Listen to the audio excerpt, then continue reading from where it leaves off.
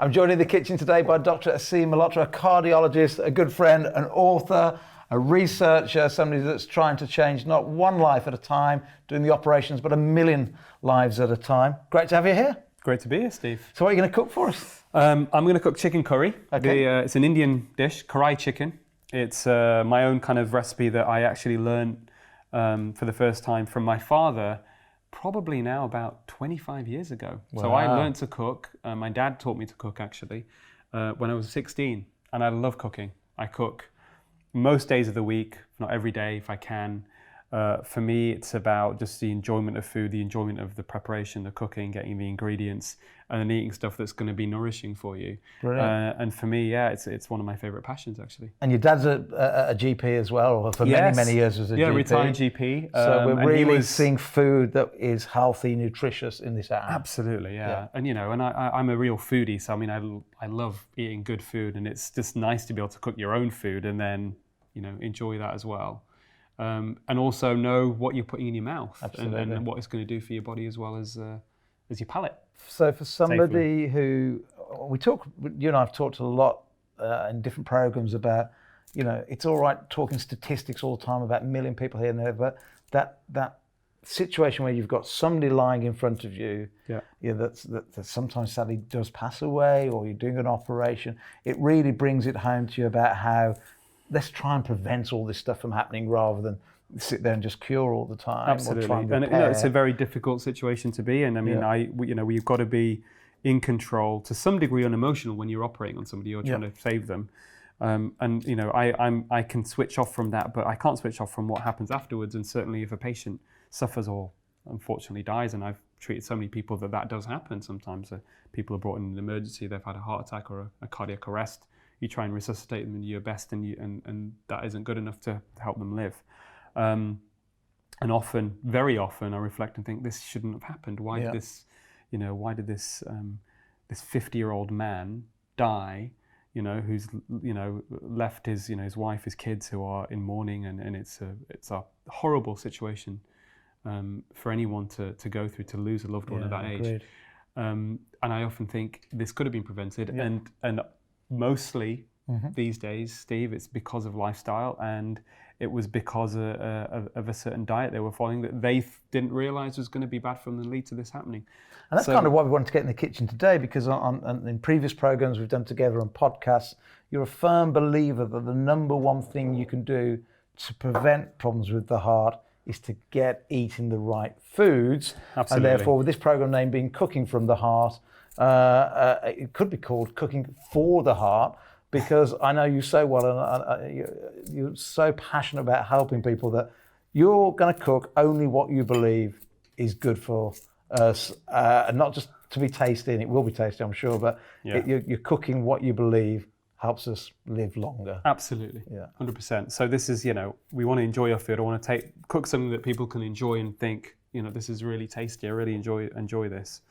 But at the same time, added bonus, if it's good for you as well, perfect. That's what we should be. If it's good for you and it tastes great, then exactly. Because we had I just Carlo love in the recently, smell and I don't know. We talked about this. Ginger. I mean, some people find it too strong. Some people can only deal with it in cooking.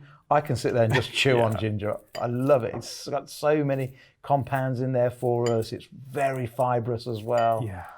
It's got so many antioxidants and I mean, flavors. It's quite a common denominator of Indian food as well, especially North Indian food. This is a North Indian dish, is ginger and garlic. Yeah.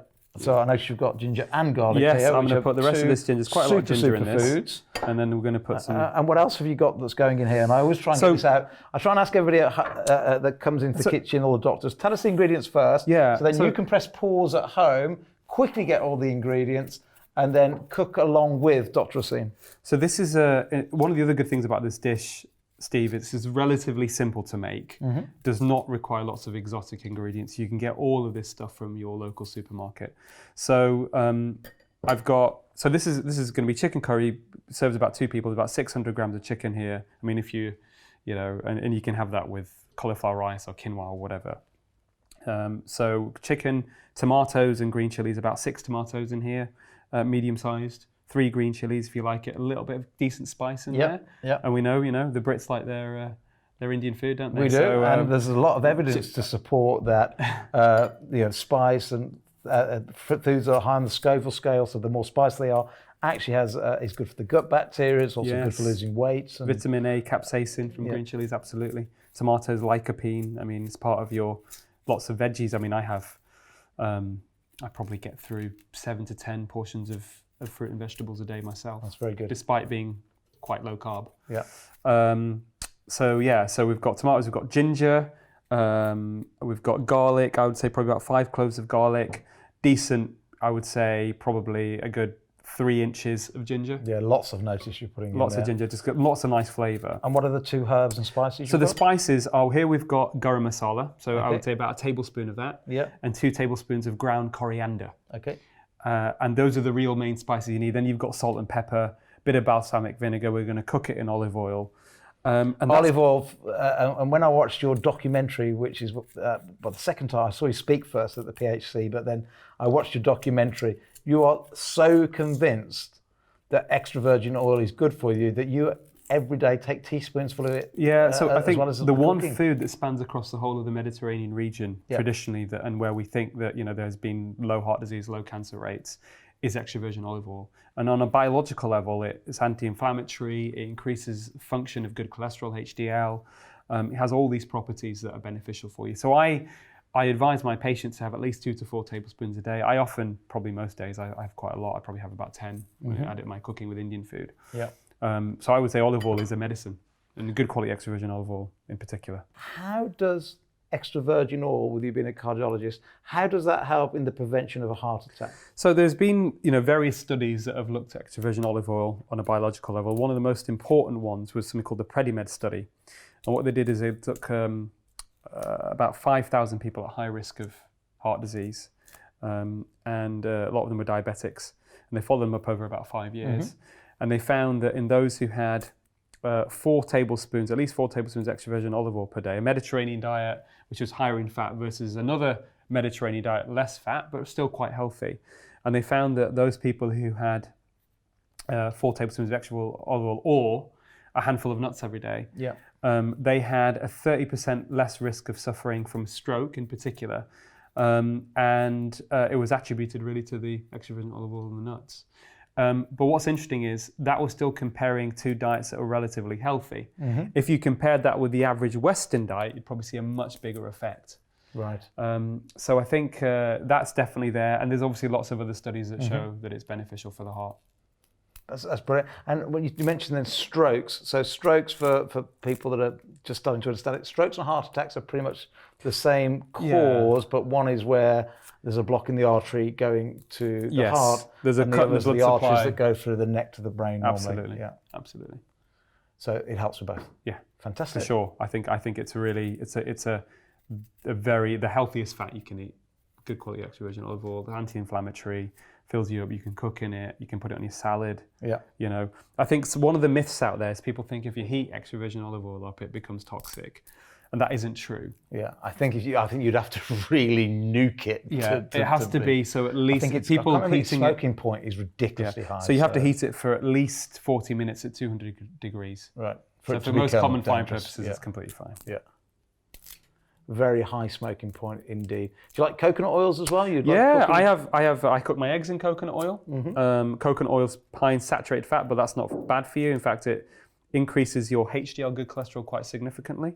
So there's no harm from coconut oil. It's again a very stable oil for cooking in, and it tastes good. So I use coconut oil for eggs, basically.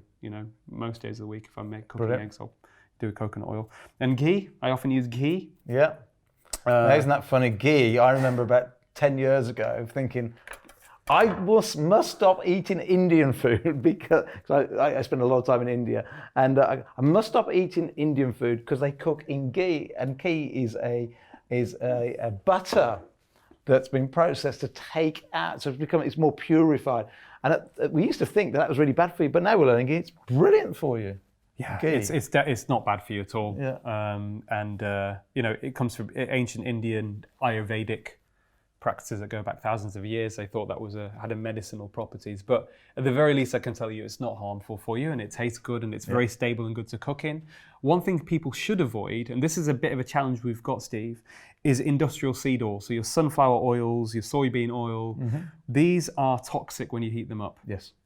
They produce compounds called aldehydes, which are linked to cancer, and simple fish and chips, frying fish and chips. Sometimes it can be 200 times the limit recommended by the World Health Organization. 200 times. Indian food in restaurants, I often go in and I will say, listen, unless you can cook my food in ghee or butter, or even extra virgin olive oil if they have it, then I'm not going to eat your food. I don't want the food. And that's an issue. We need to tackle that because there's still a lot of myths out there, and people think vegetable oil is healthier. Well, people think vegetable oil comes from vegetables, and it comes from virtually anything but vegetables. Absolutely. So we're. And is that also why there's this all confusion around fats and oils are, by the way, the same thing, exactly the same thing. The only slight difference is if it's so let's say British room temperature. If it's solid, it's a fat. If it's liquid at room temperature, it becomes an oil. But those words, use them interchangeably. And fat's got a bad reputation. People say to me, oh, I've heard saturated fat's bad. We should use polyunsaturated or monounsaturated. So you got the whole thing wrong. Yeah. It's not about what type of fat it is, whether it's saturated, unsaturated. Yep. You want to know whether it's real fat or manufactured fat.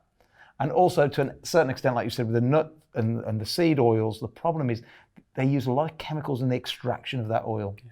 So I wouldn't touch it at all. So stick to your butters, stick to organic if you can get it, ghee, stick to olive oils, and stick to your coconut oils, and you should be fine. Absolutely, mate. Right, back to your recipe. Where are we at? Should we start cooking? Yeah, let's do it. So the first thing I'm going to do is I'm going to put in the let's get put this on the heat for you? Let's get some extra virgin olive oil.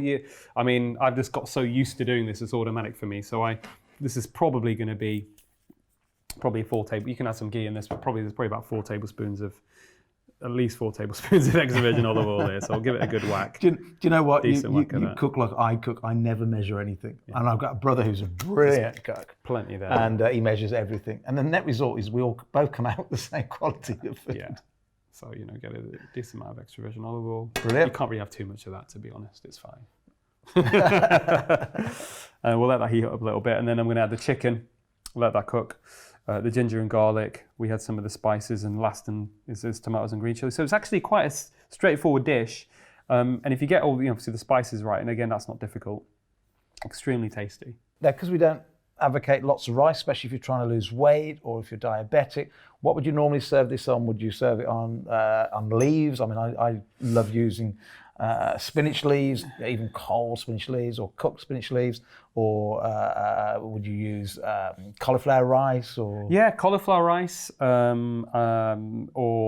people want to have quinoa. That's low GI carbohydrate if they want to use quinoa. What's your view on quinoa? Because I keep saying every time I write books, because I haven't done enough research yet, I say the jury's out. We don't know really what it is or whether it's healthy or not healthy. Do you have opinion on quinoa? Quinoa, I don't think there's any big issue with it, to be honest. I think I personally probably prefer cauliflower rice because you get a lot more fibre and you got vitamin C. But quinoa's fine, I think, for most people. I think if you are type 2 diabetic and stuff like that, it might be a little bit too starchy. But cauliflower rice is a gift from the gods. So get a blender, put it in your blender. You don't have to buy it. You can in the in the supermarkets today. Buy it already chopped and ready to go. And it's easy. Which is really, really easy. Or just get a blender, a few zaps on a blender, and you can be making your own cauliflower rice where you know there's nothing added, nothing taken away, and make your own at home. So I leave that little bit of a gap there, let it cook a little bit more. So for me, food is really important for how I function, for me mentally, physically, thinking of preventing chronic diseases down the line. And often, in the morning I'll have 3 eggs, maybe an omelette to start the day, a salad for lunch with olive oil, and then in the evening I'll often cook something varying from, a lot of my cooking is Indian food. I do cook Mediterranean as well, but some days I'll have dal, lentils, dal. And it's just it's very nourishing. And I'll have veggies pretty much, a little bit of fruit in the morning as well, but low sugar fruit berries like a pomegranate, nuts and seeds, with the omelette. Sometimes I just have a full fat yogurt with all that mixed in, a bit of dark chocolate, with my coffee. Dark chocolate. Somebody said, I read recently that somebody said, if dark chocolate was invented by a pharmaceutical company, they'd claim it as the best drug ever created, because although chocolate's got a bad rap, and quite rightly so, when it's highly processed and full of the sugars and the milks they put in. If you get dark natural chocolate, there's so many, again, just like the occasional glass of wine, if it's a quality organic wine, there are so many benefits and antioxidants and polyphenols. So I found him. So I normally go for about 85% myself. Brilliant. Plus. It takes a while to get to that. You've got to learn probably 60%, 70%. You've got to wean yourself off sugar first. Yes. And then it becomes more enjoyable, for sure.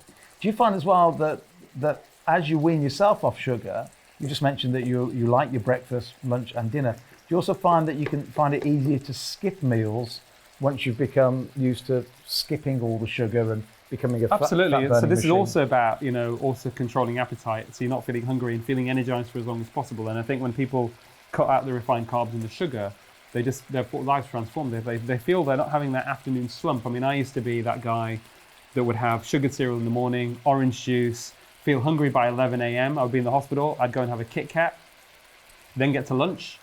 I'd go out and have a panini. Yeah. And because I was so hungry, I'd sometimes have panini and pasta. Get home, chicken curry and rice. And then I'd have a slice of chocolate cake before going to bed. And that was my routine for many years. But when I cut sugar, and I probably was having about 40 teaspoons of sugar a day, Steve, at one stage. I mean, added sugar, you add it all up. It completely changed. I didn't, and the other thing is I'd have the afternoon slump. So one thing I forgot to mention. I'd have my lunch, a heavy lunch in the hospital. About an hour and a half in, I'm starting to feel sleepy again. Go back to, it was Cafe Nero those days. Mocha with extra squirts of chocolate, right? So the coffee and the chocolate lift me up again. Get home hungry, and this is my cycle. And a lot of people have experienced that. I'm sure you have as well. I call it the carbo coaster. And this is what happens. If you're eating lots of carbohydrates and lots of sugar, what happens is you eat it, the body instantly turns all those carbohydrates into sugar. The body then releases from the pancreas insulin to grab that sugar and get it out of the bloodstream. So you've got two things happening. You've got sugar in, but losing it really quickly, and so much energy wasted with the insulin grabbing it and storing it as body fat that you're hungry straight after. Whereas if you eat fats and proteins and really cut down, certainly on the starchy carbs, you stay full for longer. Absolutely. So much full. Yeah. So therefore you don't need to eat in It's between. a win-win. Yeah. It's a win-win. Yeah, that carbo coaster is like a race to the bottom. You've got to, especially if you're diabetic, especially if you're overweight, trying to lose weight, the first step you need to do is cut down all those processed carbohydrates. And you'll find you just eat less and less and less. This will be the first thing I've eaten when you finish this, since we went out for dinner yesterday. So that's some 18 hours. Fasting. I mean, I do that as well. At least 3 times a week, I'll do a 16-hour fast. Yeah. But you don't notice that people say, oh, you must feel hungry or stomach rumbles. Eventually, you teach your body, and it's a process you have to go through, because once you get used to burning sugar and eating pastas and cereals and rice all the time, your body's forgot how to burn fat. So you have to get through this period abstaining from the carbohydrates and the sugar. And eventually your body kickstarts into fat burning mode. And once you get there, life is brilliant, because you rarely feel hungry, even if you miss food. You always feel full, you feel energized, your brain stops being so foggy. And that's all down to great food choices. Couldn't agree with you more, mate. Thank you. So I'm just looking at this going, it smells great already. It does smell good. The ginger and garlic together. I mean, it does really. Here's me just saying I don't feel hungry at all, but all of a sudden I've just gone, oh, hurry up. So talk us through what you've done so far. So chicken in, let that fry for 5-10 minutes. It's starting to cook, doesn't have to be completely cooked. Then you add the ginger and garlic together, let that fry a little bit more, maybe for another 5 minutes or so. Also, nice to see you cook it quite chunky as well. Is that kind of a Indian tradition? I think so, reasonably, yeah. I mean, you want to, reasonably chunky. You'd normally have it smaller than that, would you?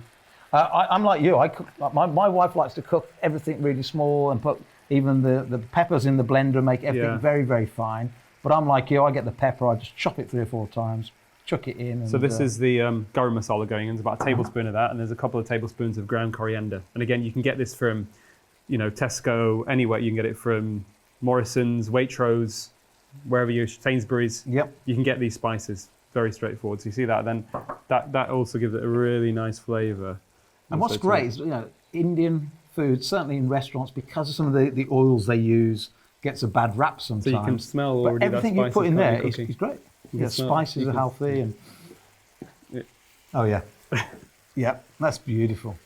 That is just... So let that cook a wee bit, aroma's just for a few more minutes, and then that's it. And then you add the green chilies and the tomatoes, salt and pepper, which I'll do, and then you just leave it to cook after that, and that's it, really. Doctor, salt, you say? Isn't salt supposed to cause heart problems? There's a lot of controversy about salt. So for most people, salt isn't a problem. There are probably about 10 to 15% who are sensitive to salt, and it will raise their blood pressure a wee bit. But in general, for most people, it's not something I would be overly worried about, to be honest. I read in a book called The Salt Fix that while for some people, if their kidneys aren't functioning properly, that's amazing. Well, if their kidneys are functioning properly, too much salt is not a problem. Yeah. But those, if their kidneys aren't functioning properly, too much salt might be a problem. But isn't it also true that if you have too little salt in your diet, that you increase the heart rate, and therefore that's equally dangerous to probably the heart? Yeah, low salt actually is associated with higher mortality. In fact, the person that wrote the Salt Fix, a friend of mine and colleague, James Di Nicolantonio, a cardiovascular research scientist in the United States. And I've read that book, and it's fascinating. So if you're worried or curious about salt, this isn't a problem. It's such a well-written book that explains it. I'd say get the Salt Fix. Just get it, order it, and it'll put your mind at rest. Yeah, in fact, but I don't personally worry about salt at all. Well, it's true as well that probably you might be having too much salt if everything's packaged food, because they put loads of it into packaged foods. But once you start eating wholesome foods, natural foods, just like you've cooked here, then you probably want to put a bit of salt back in. Well, the other thing that wasn't understood as well with the salt issue is that sugar probably has a bigger effect on blood pressure than salt does. Right. So if you cut sugar and refined carbohydrates, your blood pressure will come down. Now, listen, it might vary from individuals. I've had some patients who said to me that they've noticed their blood pressure goes up when they have salt, and they check all of that stuff. So I think there is a small proportion of people, but on a population level, it's just, and the amount it goes up is not that much. Yes. So in general, I don't think people should be obsessing about, just, be moderate with it, but don't be obsessed about, I need to reduce my salt intake. Yeah. I used to never put salt on my dishes. I went for about 5 years where you couldn't find salt in my kitchen. There wasn't on. And friends would come around for dinner and they'd go, "Oh, can we add a bit of salt?" I don't have salt in the house. It's bad for you. I only now to find out from reading the Salt Fix and speaking to many doctors that actually, Steve, if you're eating wholesome foods, you want to put salt on, go ahead. It's probably more dangerous not to have enough salt than it is. We talk about electrolytes and the way the body functions. Yeah. You need salt in the diet. Absolutely. And many of our ancient forefathers, we were much more coastal than people realise. So, as the human race sort of developed, more people lived around the coast than they do today. So we'd have more fish in our diet. We'd have naturally more salt in our cooking. So look, as long as you're healthy, as long as you're eating primarily and eating dishes like this, you want to add salt. My advice, not a doctor, but there's a doctor here, add salt. Yeah, for sure. So where are we at then? So you got the tomatoes in. So that's all done, really. We're almost then, I think. Yeah. So the only thing is I'll add a bit of salt now. And again, I do this from instinct. So it's probably, I would say, a couple of teaspoons of salt should be fine. And if you wanted to add any more like peppers or anything, just go ahead, I guess. Or... Yeah. In fact, actually, that we do have to add some pepper. We've got some black pepper anywhere. I think I have some up in the cupboard. Let's have a look. A lot of whey protein. I'm glad it. Oh, maybe down the I want a bit of salt bottom here somewhere. That's not in that one. I will find you some salt. I've checked every one apart from the one it was in. Ground black pepper. Enough salt there. Some chili flakes if you want to add even more. Oh, you can add a bit of chili flakes if if you want. There you go. There we go. This is black pepper. Oh, this will do. This will do. Bit of black pepper. So a bit of black pepper as well. You can add that even later on with the salt. Give it a bit of a... God, it smells great. Bit of a kick. And just let that cook. And then a little bit of balsamic vinegar as well. Really? What, in Indian cooking? Yeah, this goes really nice. I never knew that. It's just something it's a bit of improvisation from me. Right. Again, from my dad as well. But that just helps. It just gives it a flavour. it's just a different. It gives it a different kind of kick and flavour. And again, vinegar for losing weight. There's lots of research now, like apple cider vinegars and things like that, just help the metabolism and certainly do a lot more good than harm. So you can really get that. If you want to make it thick, you can cook it slightly higher temperature and let it all thicken out. But I mean, it's. Yeah. Sorry, no, enjoying that. Once the chicken's cooked.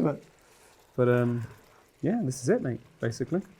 So quite simple. Do you not think? Yeah, no. Probably 4 or 5 ingredients plus salt and pepper. And that I'm certainly guilty in the past of over putting too many things in. And your mate Jamie Oliver, he wrote that great cookbook that you should be able to make good recipes with just 5 natural ingredients. And we overcomplicate it sometimes. For sure. And that was when we wrote the Primal Gourmet book. It took a lot of inspiration from Jamie Oliver in that, and just keep things simple.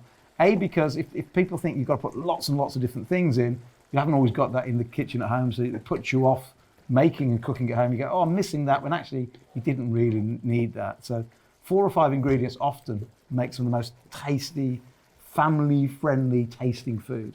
For sure. Well, so we've now really got the curry, so it's good to go. I mean, if people want to cook it for longer, you can get it thicker and all that kind of thing. But this is.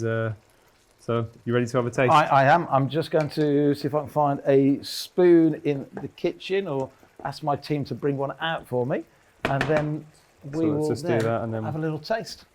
Let me turn that down. So we call this program "Cooking from the Heart." Is there anything that you've put in this dish as one of the leading heart doctors in the UK, a cardiologist who's operated on people that you said you spoke to tens of thousands of people about heart conditions? Is there anything in there that you think, maybe it shouldn't be, or is that really good? Very healthy, nutritious food, this. You've got the olive oil, tomatoes, you've got garlic, ginger, some spices in there. No, this is extremely healthy. This is food from nature, nothing needed a label at all.